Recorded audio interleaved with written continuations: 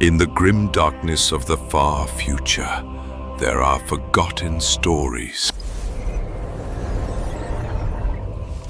Welcome to Alex Gordon Audios.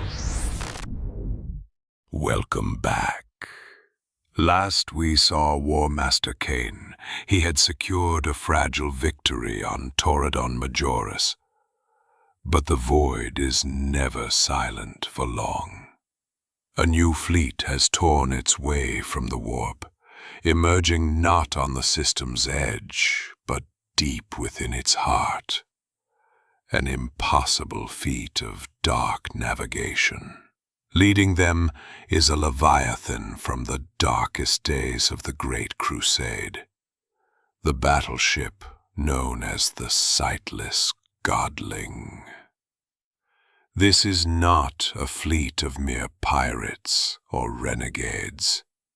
Its passengers are Cain's oldest and deepest fear made manifest.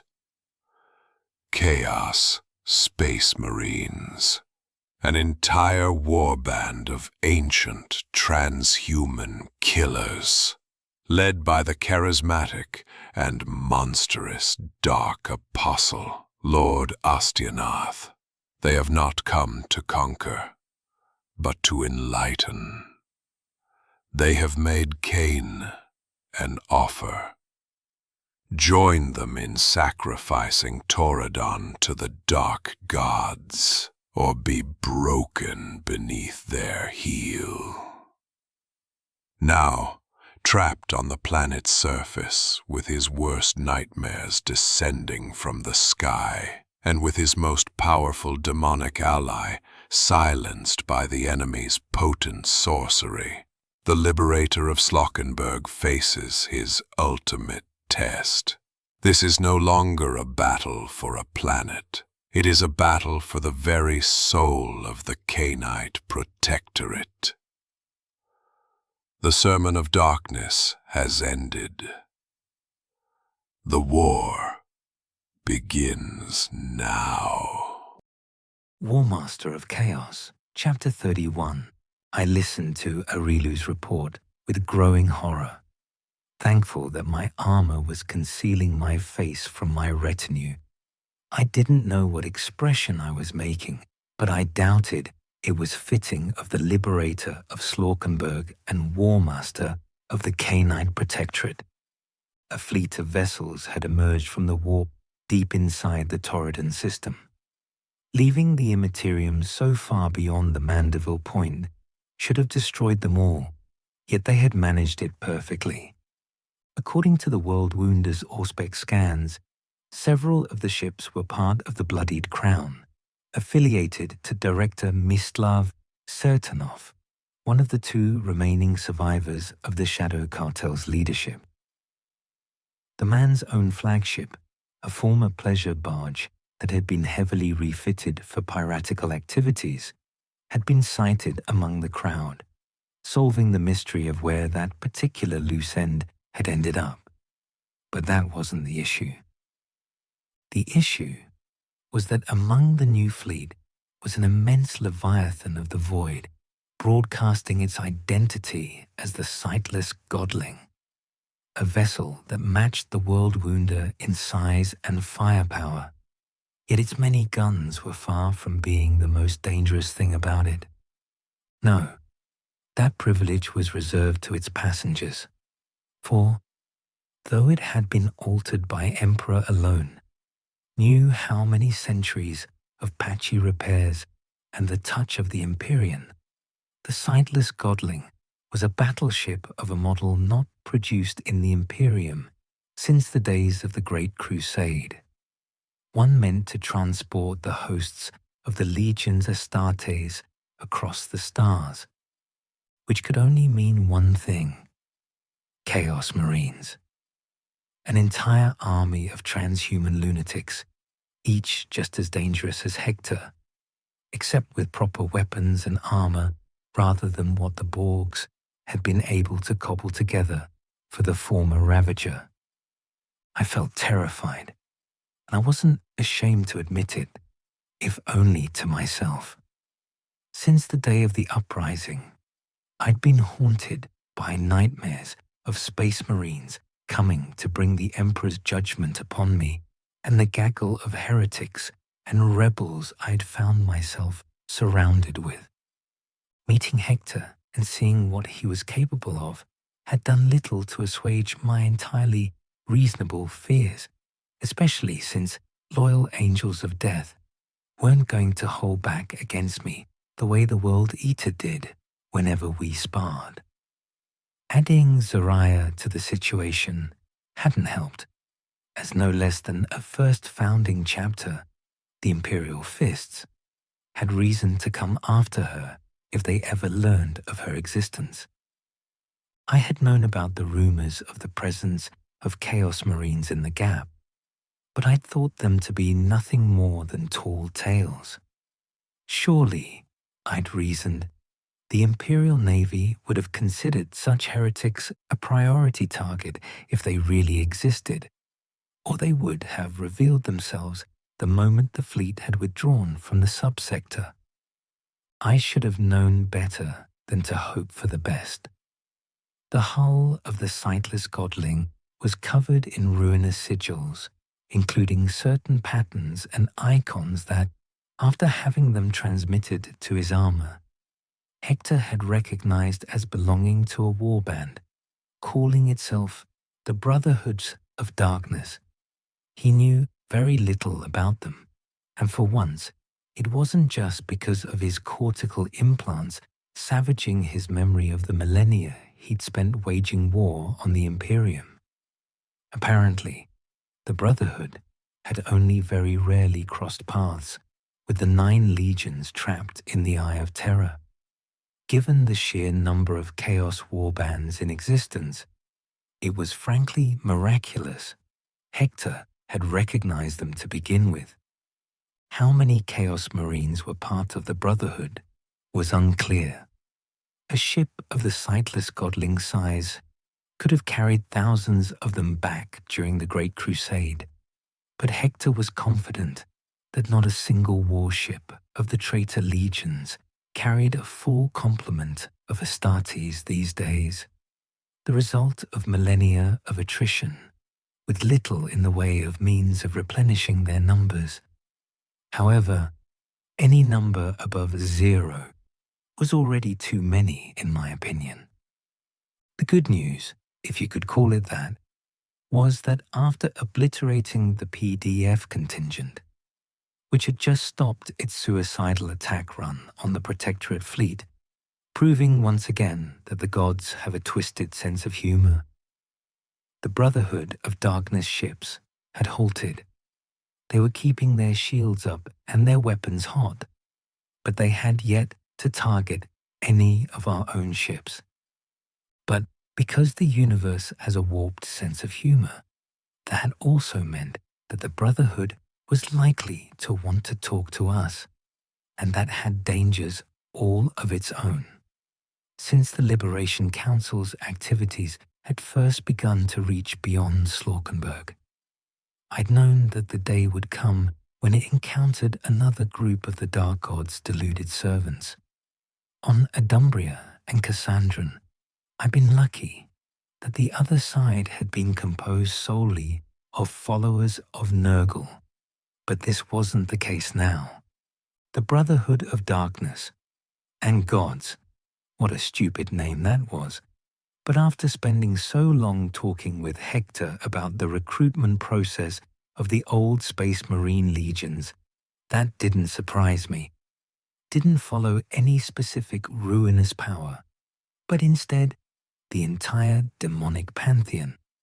If I wasn't careful, the rest of the Protectorate might end up defecting right there and then, and all my years of hard work trying to keep Slaukenberg's heresy as contained as possible would result in me delivering an entire fleet and army to a bunch of Chaos Marines with a pretty bow on top. "We are being hailed by the sightless godling," said Areelu. "They want to speak with you." "Accept the hail and redirect the communication to me," I said. I had absolutely no desire to speak with whatever lunatic was in charge, you understand. But I needed to know who we were dealing with. If I were to have any hope of escaping this mess with my miserable hide intact. Open the link. Wait, something's wrong. What in the God's name? The link went dead, which, given that it was using the Ansible transmitter built into my armor, was far more worrying than if we'd been using a standard Vox. Before I could react, however, the temperature in the Grand Cathedral suddenly dropped. I felt the sudden chill even inside my armor, which clued me in that it was supernatural in nature. Not that it took a genius to figure that out, as the statues of the saints around us suddenly started weeping black tears, and the great paintings that decorated the walls melted into nightmarish scenes of torment that reminded me of the horrors I'd glimpsed when forced to participate in Emily's rituals back when she'd still been human, and which I'd thought I'd successfully managed to repress to the deepest caverns of my subconscious. A figure appeared before me, made of twisted unlight that coalesced into the shape of a tall Astartes, wearing a suit of armor that could generously be described as baroque, and more honestly, as hideously overwrought, covered in blazing infernal iconography. If not for the aura of raw malevolence that the sorcerer's projection exuded, he would have looked like he'd stepped out of a redemptionist's depiction of the archenemy. Spikes grew out of nearly every surface, and more than a few had flayed skin stretched between them. On the left pauldron was the emblem of the Brotherhood, a red horned skull with crimson bat wings. Something which had once been a Croesus hung from his waist, covered in flames whose malevolent heat I could feel even through my armor and the sorceress projection, despite the wards that had been added to the former. His head was the only part of him not covered by his armor, and the instant I saw it, I wished that it were. The lingering traces of humanity it possessed only served to highlight how far the Chaos Marine had fallen from his original perfection. The crown of horns that burst out of his skull was the least of his mutations, and I fell ill merely to look upon him, though how much of that was disgust and how much was sheer terror, I couldn't say. "Warmaster Cain," the figure said in a voice made up of the screams of 1,000 damned souls. "At last we meet. I'm afraid you have me at a disadvantage," I said, surprising myself with how steady my voice sounded. "Of course," he chuckled. "Where are my manners? I am Lord Astyanath, Dark Apostle of the Brotherhood of Darkness." "I cannot say I've heard of you before," I replied reflexively, only realizing my words could be taken as an insult after they had left my mouth. Fortunately, Astyanath didn't seem to take umbrage. "I didn't expect you to. Long has the Brotherhood remained hidden, and while the oracles you've gathered at your side are competent for mortals, they are far from being my sorcerer's equals." I see. Frack. It made sense that the cultists of Tzinch and Slanesh of our little rebellion were outmatched by the ancient transhuman warlocks, but I'd have loved to be pleasantly surprised. "And to what do we owe the honor of your presence in this system?" "We have come to bring the word of the gods to this world, of course," he said, "and you and your people have proved worthy of assisting us in this holy endeavor." "I suppose I'm honored," I said with an edge of concealed sarcasm. "May I ask why you think so?" "You wield the Slayer's sword," he said, as if that explained anything. Fortunately, he went on, we know well how much of an honor that is, more than you possibly could. After all, it was us who sent Uzul after you, empowering him to breach through the wards of your ship. We know of the Skull-Taker's high place in the Blood God's esteem. I suppressed my sudden surge of anger at that revelation. Images of the horrors the Neverborn had inflicted on the crews of the Worldwounder flashing into my mind, and forced me to consider it with a cool head. It certainly explained how the demons had been able to pierce through the wards of Areelu's ship, which were the best money of heresy could buy. Why? I asked. Why did you send that fiend after me? To test you, he replied, without hesitation nor shame, to see whether you were worthy of the boons you'd received.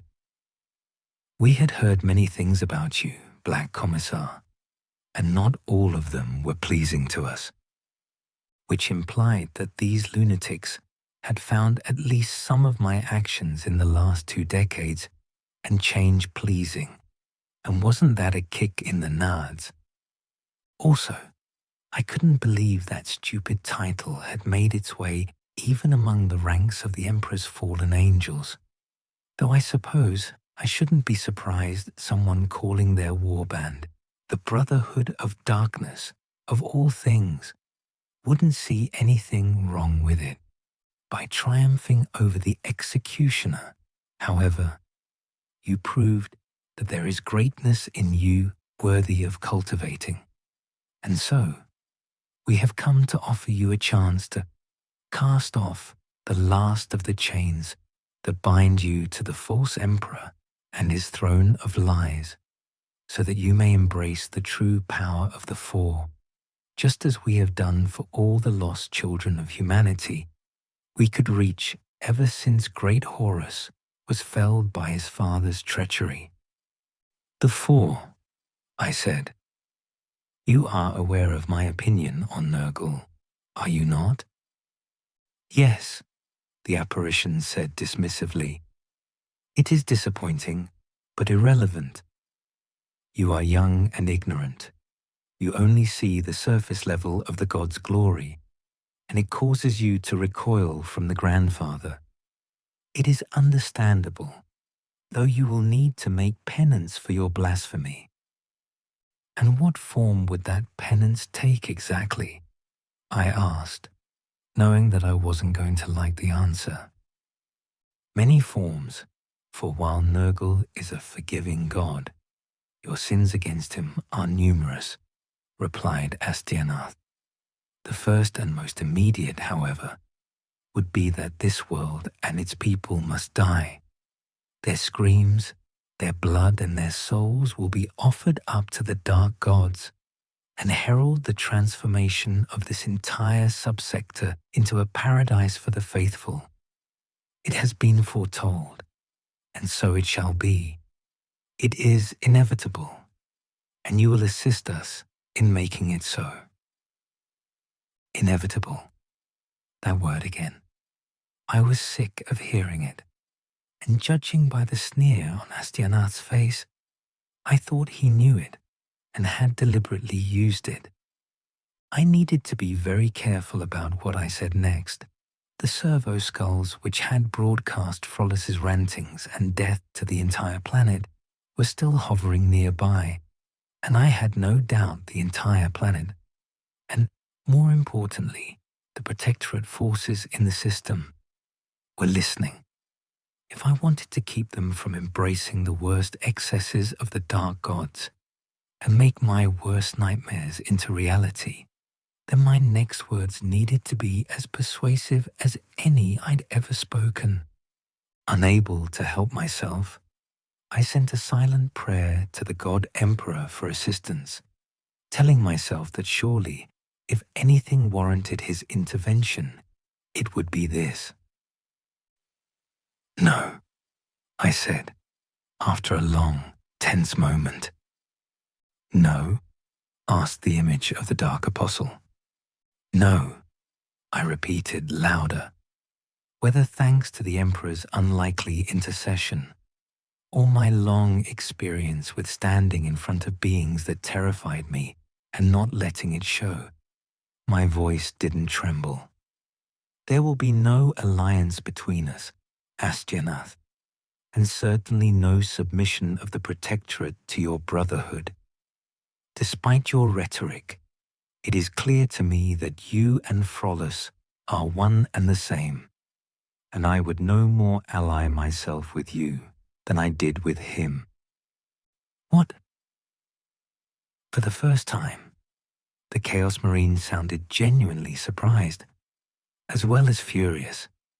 But I tried very hard not to think about what that implied for my imminent future as I forced myself to keep talking.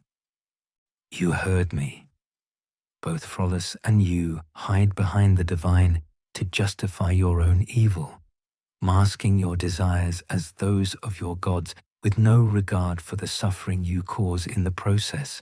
I declared, you do not serve the Chaos Gods, Astyanath.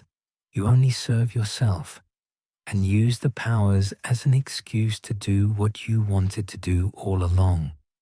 The gods don't demand anything from us, but that we become the best version of ourselves. You and your brothers are the ones who decided that meant killing and torturing people. And you knew it was wrong, so you made up that story about it being the will of the gods instead of taking responsibility for it. It was all, of course, complete and utter nonsense. I had no doubt whatsoever that any half-trained theologian would be able to see the hole through my argument as soon as they spent a moment thinking about it. But if there was one thing I'd learned since landing on Slaukenberg all those years ago, having no idea of the terrifying nonsense that awaited me, it was that the bigger the lie, the more likely it was to be believed, especially if the target audience wasn't all that rational to begin with. In addition, the Slaukenberg heretics had spent over 20 years following the strange orthodoxy of the Liberation Council, and, to no one's greater amazement, that my own it had served them well. I was betting on the fact that they were already predisposed to believing whatever line of reasoning allowed them to keep their current beliefs, rather than needing to reconsider everything they'd done over the last 2 decades.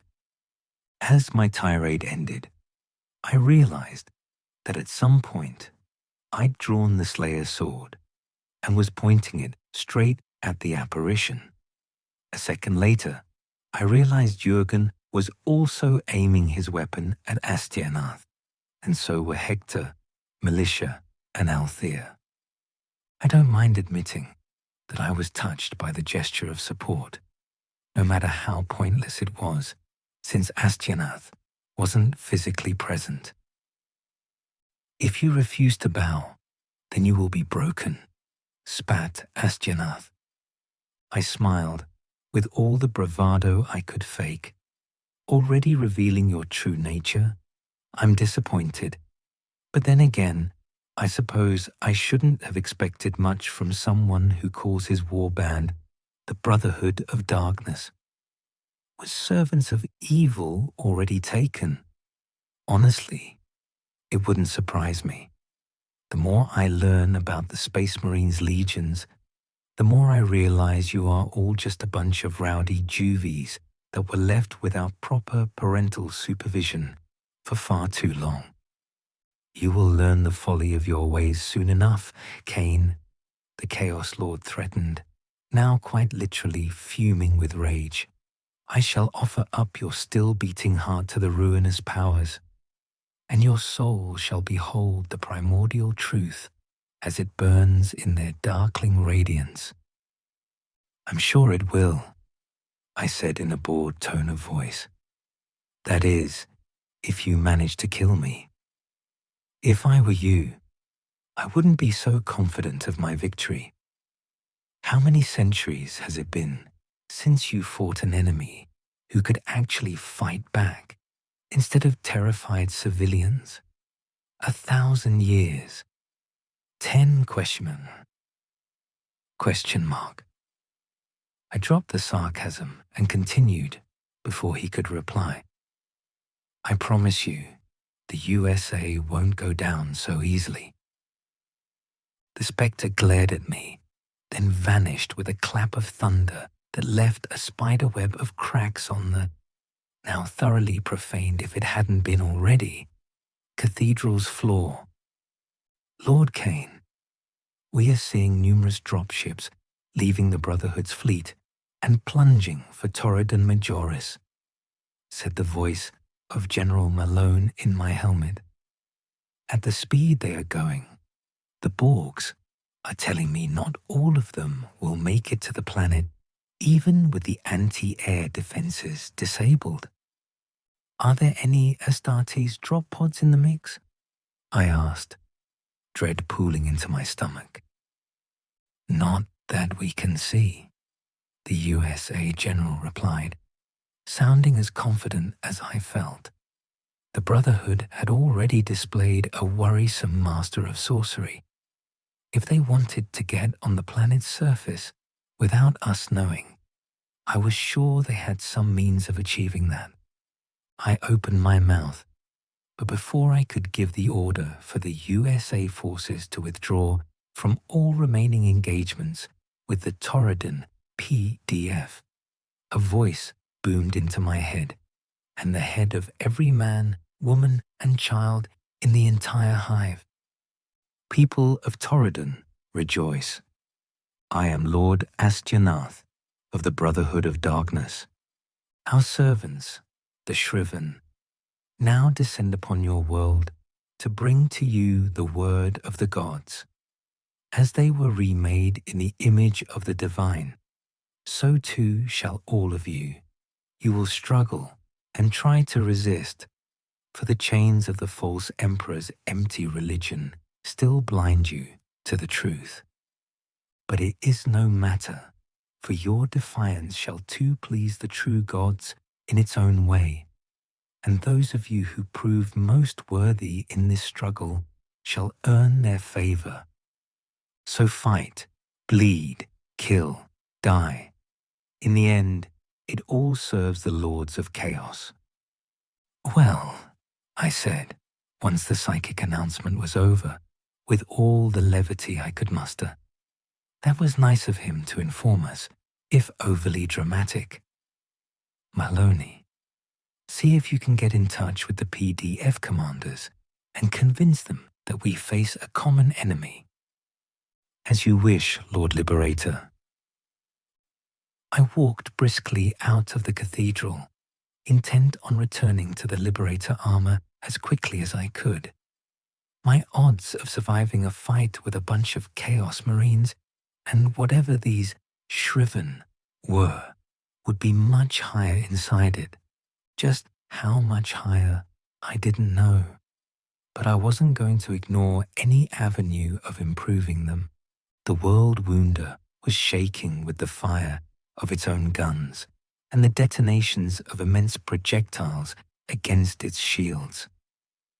Inside the conference room, Christabel was helping Harold put the finishing touches on the improvised protective wards around the entrance.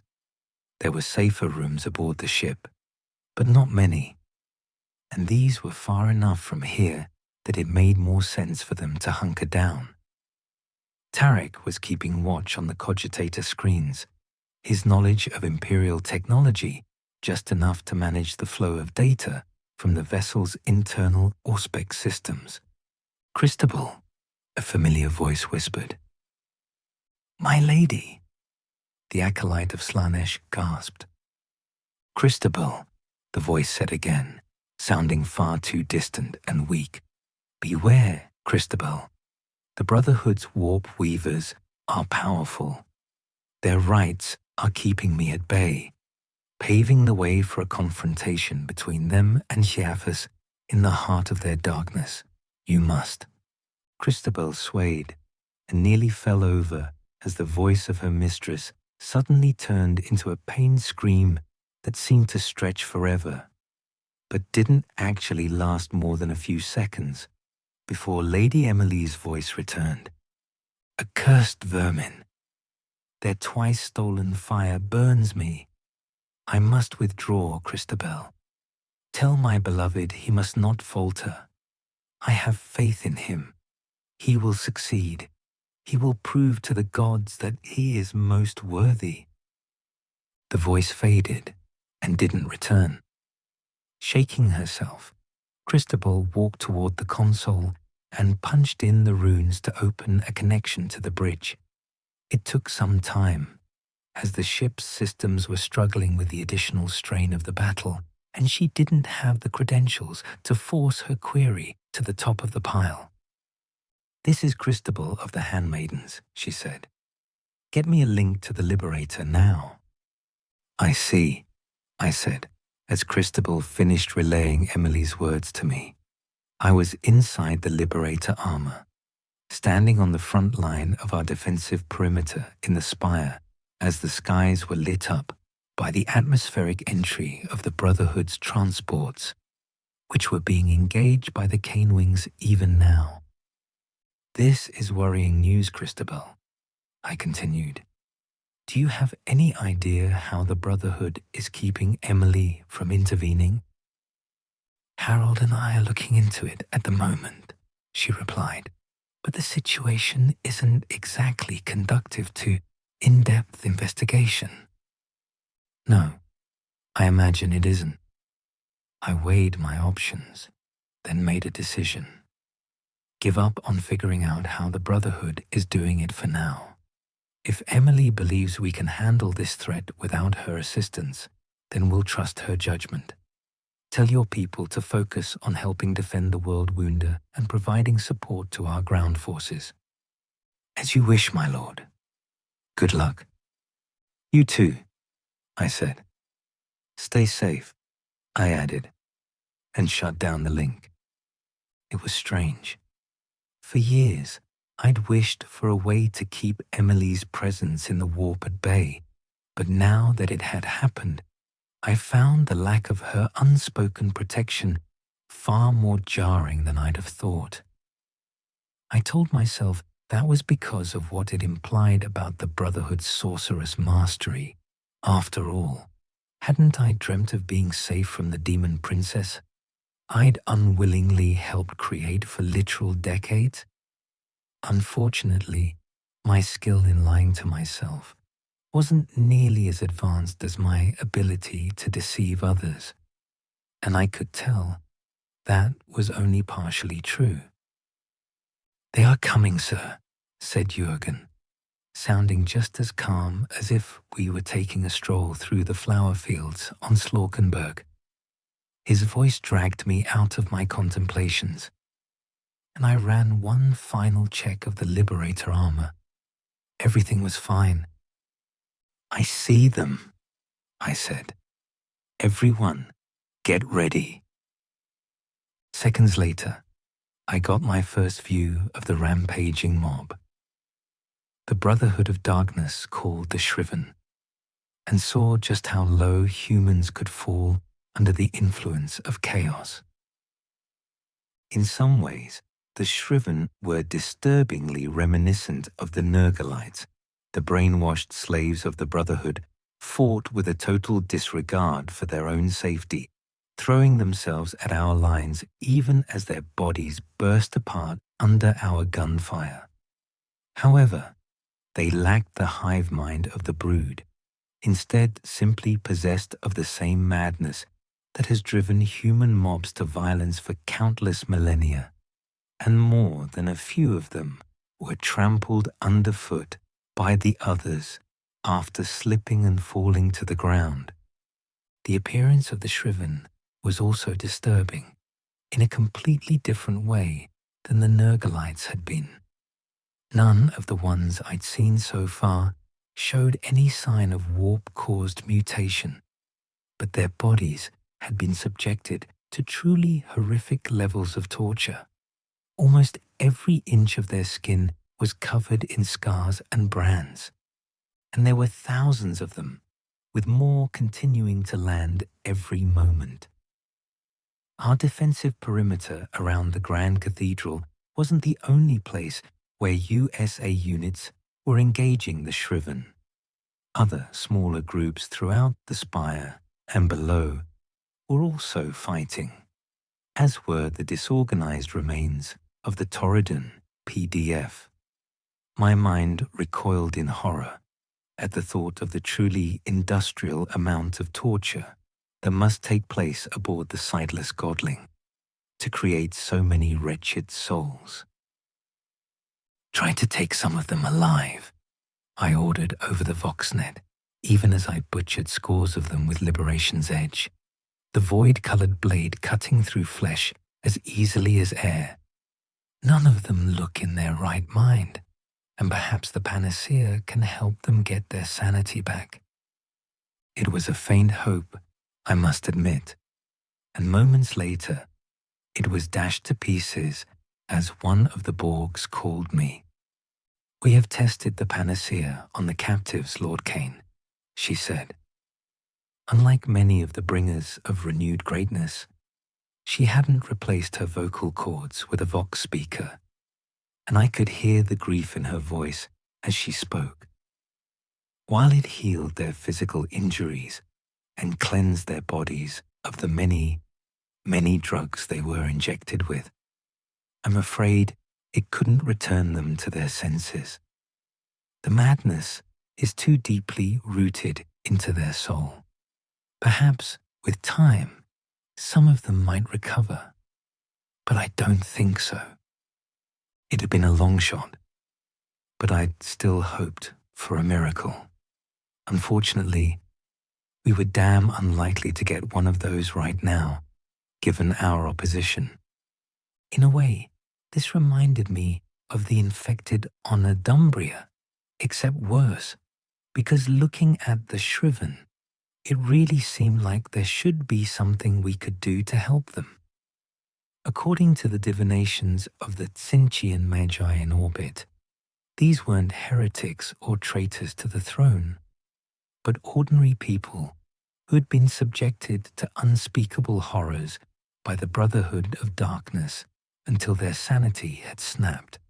Exactly the kind of thing that would have happened on Slaukenberg if I hadn't managed to trick the cult leaders into playing nice. Following the uprising, I suspected. "Then there is no choice," I said heavily, before turning on my armor's Vox system and blink-clicking a couple of runes so that my next words would be broadcast to every USA unit on Torredon Majoris. "All forces, this is Cain speaking," I began. "We've confirmed that the Shriven are former Imperial civilians who've been subjected to brainwashing through natural and supernatural means. However, the panacea has failed to return them to their senses. As such, and given that our lives, as well as the lives of every man, woman and child in this hive city is at risk." I took a deep breath, knowing what I must say, but not knowing whether I had the courage to bear the consequences. "It is my order to you all to kill the Shriven wherever you find them and make no further attempt at taking prisoners, as well as eliminate all those you might have already captured. If death is the only release we can give them, then give it to them we shall, and keep them from harming more people in service to their enslavers. Do not let guilt weigh you down, for the sin rests solely upon the Brotherhood of Darkness for their heinous acts, and the responsibility is mine and mine alone as your commander." There, straight out of the Imperial officer's playbook, with a few words changed here and there to fit the situation. My scholar tutors would be proud right before they executed me for treason, of course. I threw myself back into the fray, trying to wash away the horrific thought that I might one day be the same as those poor wretches in the adrenaline of battle. But unfortunately, the Shriven simply weren't equipped to do more than scratch the paint of my armor. Where the frack are the Astartes? I muttered to myself. Still no sign of them, replied General Malone, his voice strained. I think they're staying in orbit, at least for now. Most likely, yes. But why? That was the question. According to Astyanath's ramblings, the Dark Apostle was thousands of years old. Mad as he undoubtedly was, he wouldn't have survived this long without having some basic grasp on strategy. Was he merely sending the mortal slaves ahead to die as bolter fodder, just to see what we were capable of and exhaust us before the Chaos Marines came to finish the job? That seemed unlikely, though maybe he was underestimating us just as much as I'd implied in my rebuttal of his offer. But that would be the best possible scenario. So knowing my luck, something else was going on. And sure enough, I was right. The Worldwounder has been boarded, Warmaster, said the voice of Tessalon Kappa in my ear, as clip and neutral as they ever were. Based on the scans of the boarding torpedoes, it appears that we found where the Brotherhood are deploying their Astartes. My blood ran cold, as my imagination presented me a list of the ways in which this could go very, very wrong. Worst of all, there was nothing I could do about it. I was stuck on Torredon Majoris, and even if I left the USA troops and took a transport and made it safely back to orbit, which was a big assumption to make given the void battle raging and the fact I was sure the Brotherhood could track me through sorcerous means, I couldn't arrive in time to make a difference. Warmaster, the leader of the Borgs, continued. I've been contacted by my brethren aboard the Fist of the Liberator.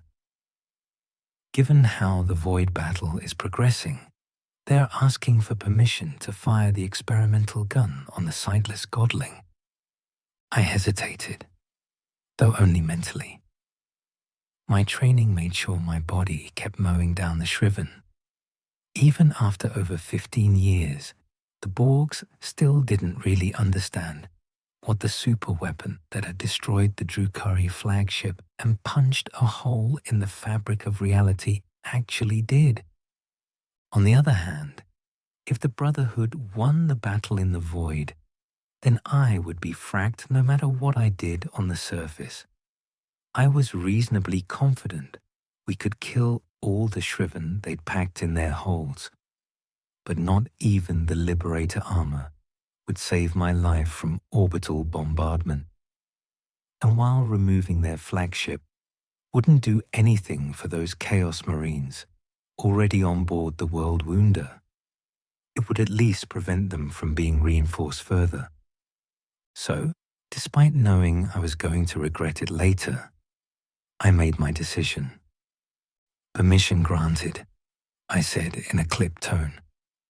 Make sure they coordinate with the rest of the fleet so that none of them are close to the sightless godling when they fire. And may the gods help us all. I couldn't help but add silently, even though I was certain none of them were likely to lend a hand. The void battle wasn't going nearly as well as the previous engagements Areelu had fought as part of the Protectorate fleet. Given that they were facing an Astartes ship that had first fought during the Great Crusade and had survived countless battles since then, that wasn't surprising.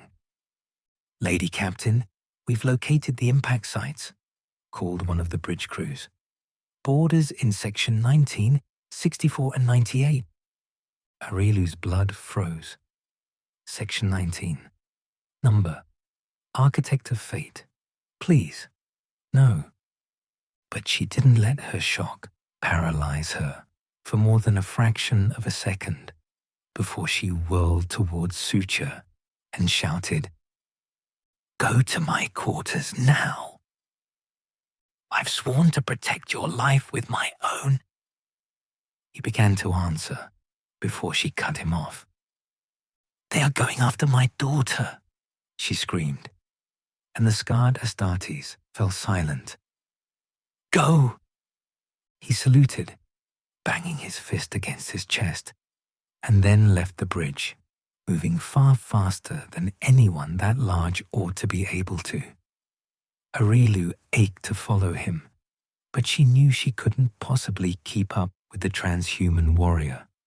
Instead, she returned her gaze to the ship's holographic map hovering in the air before her, while around her the bridge crew pretended not to have heard her outburst and focused on their own duties. Section 64 of Worldwounder was close to the vaults, but all the treasures of the Van Yastobaal dynasty meant nothing if she lost Lucia. Still, there were items inside that shouldn't fall into the Brotherhood's hands, especially the shadow light they'd taken from what had turned out to be an inquisitor playing at being a pirate lord.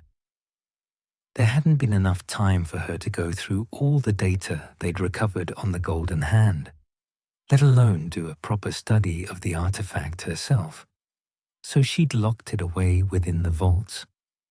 The consequences, if it fell into the hands of the Brotherhood, would be dire. Of that, there was no doubt. She redirected more of her household guards to defend the vaults, which was the most she could do at the moment with the void battle still ongoing. That left Section 98, but there was nothing there of particular interest.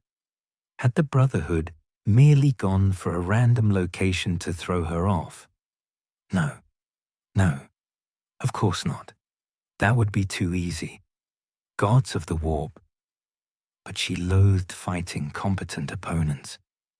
She pressed a few runes on her throne. "Harold, Christabel," she said as soon as the Vox link was open. "You have enemy Astartes in your sector. I'm sending reinforcements to your location, but given the sorcerer's capabilities of our foe, it's likely you're the target. And if so, they'll get to you before anyone I can send your way." "Copy that, Lady Van Yastobaal," came the reply from her fellow follower of Tzinch. He was trying very hard to sound calm and doing an admirable job of it, but she could hear his nervousness all the same. "Thank you for the warning." "Lady Van Yastobaal," a voice she recognized as the fist of the Liberator's shipmaster cut in over the Vox. "By order of the Warmaster, we're going to fire the main gun of our vessel at the enemy flagship. We've started the warm-up sequence and estimate it'll be ready to fire in 15 minutes. Areelu's eyes widened. She'd heard about the fist of the Liberator's superweapon, what it had done to a Drukhari flagship, the first and only time it had been fired, and the scar in space it had left that still lingered in Slaukenberg's orbit. Whether it would be enough to defeat a battleship from the days of the Great Crusade and further enhanced by chaos was another story. She had faced the Dark Elder before, and their ships relied on stealth and speed to survive rather than toughness.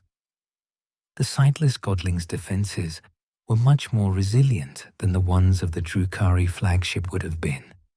But would that been enough to protect it from the Borg's most destructive creation? Well, she would soon find out. For now, however, she needed to coordinate the fleet in order to make sure they were still alive to see the fist of the Liberator firing and far enough from the Chaos flagship to survive whatever would happen. It was going to be a challenge, even for a void strategist of her skill, and she would have to do it while Chaos Marines were rampaging aboard her own ship, with one group going after her daughter. Standing on her bridge, surrounded by her crew and the hololithic projections of her ships and the void battle situation. Areelu Van Yastobaal grinned savagely. She would not show weakness, she would not despair, and she would not fail. The Brotherhood of Darkness would rue the day it had chosen to make war against the Cainite Protectorate. This she swore.